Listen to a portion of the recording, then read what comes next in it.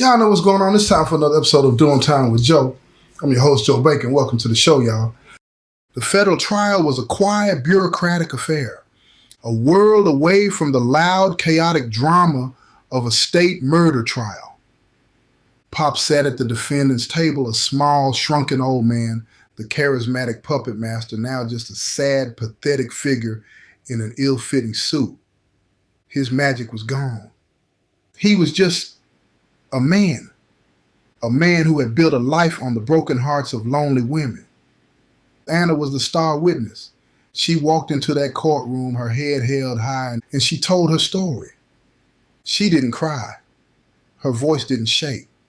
She just laid out the facts, the letters, the lies with a calm, steady, and devastating precision. She was not the victim anymore. She was a survivor.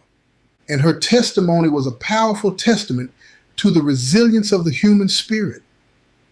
Pops was found guilty on all counts. The judge, a woman with a reputation for being tough but fair, looked at him with a weary disgust.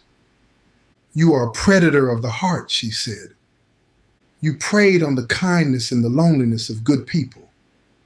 And for that, you deserve to spend the rest of your life in a place where you can no longer hurt anyone." She sentenced him to life in a federal supermax facility with no possibility of parole. The con was finally officially over. Pops was sent to a concrete tomb in the middle of the desert, a world of permanent lockdown, of 23-hour-a-day silence. His greatest weapon, his words, were now useless. He had no one to write to, no one to manipulate. He was just another old man in a box, along with the ghosts of the lives he had destroyed. His own mind, once his kingdom, had become his final and most inescapable prison.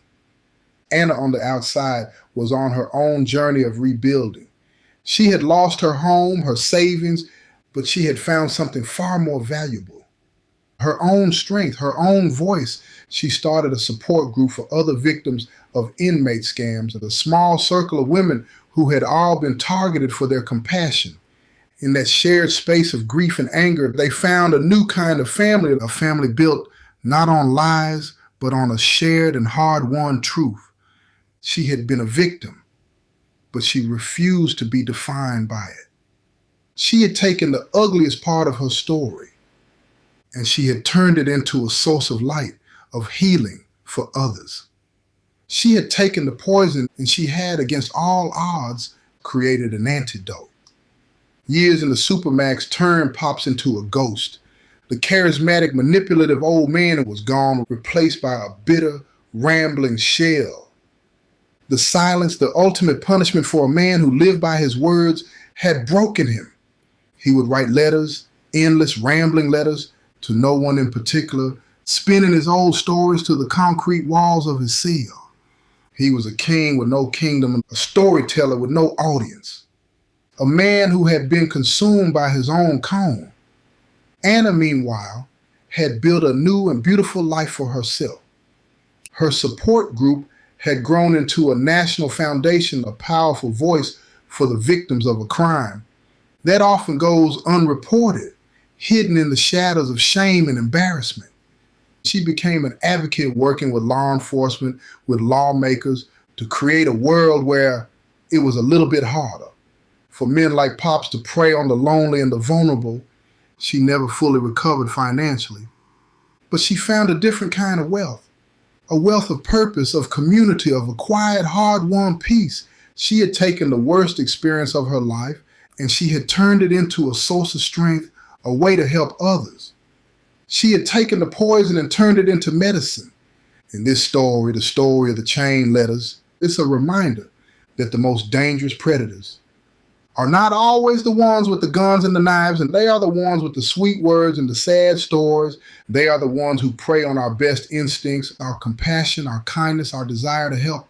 And it's a warning to be careful with your heart, to be wise with your compassion, and to remember that there is a dark and predatory world out there that sees your goodness not as a virtue, but as a vulnerability. But it's also a story of hope, a story of the resilience of the human spirit, a story that shows us that even after the most devastating of betrayals, it is possible to heal, to rebuild, and to find a new purpose. Anna had lost her money, but she had found her voice. And in the end, that was a trade that had made her richer than Pops in his world of scams and lies could ever dream of being. And so we come to the end of the story of the chain letters, a story that ain't really about money at all. It's about the hustle for the human soul. Pops was a master of that hustle. He knew that the easiest way to a person's wallet is through their heart.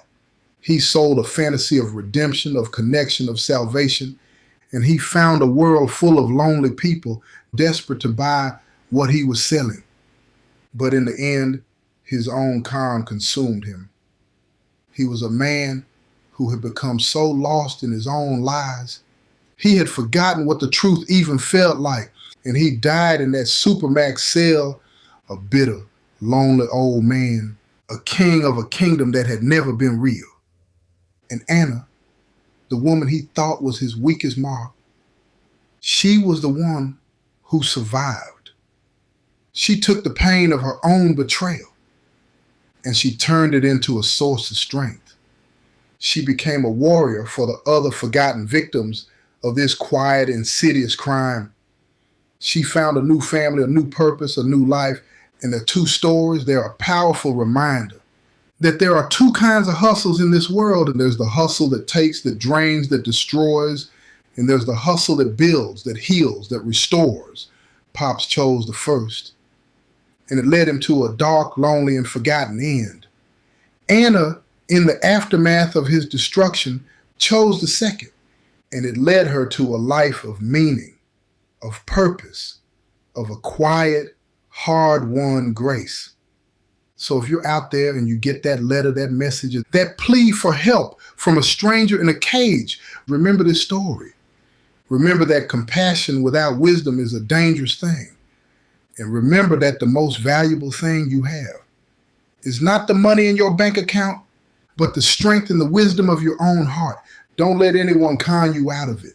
This has been another episode of Doing Time with Joe. I'm your host, Joe Baker, and I say peace, y'all.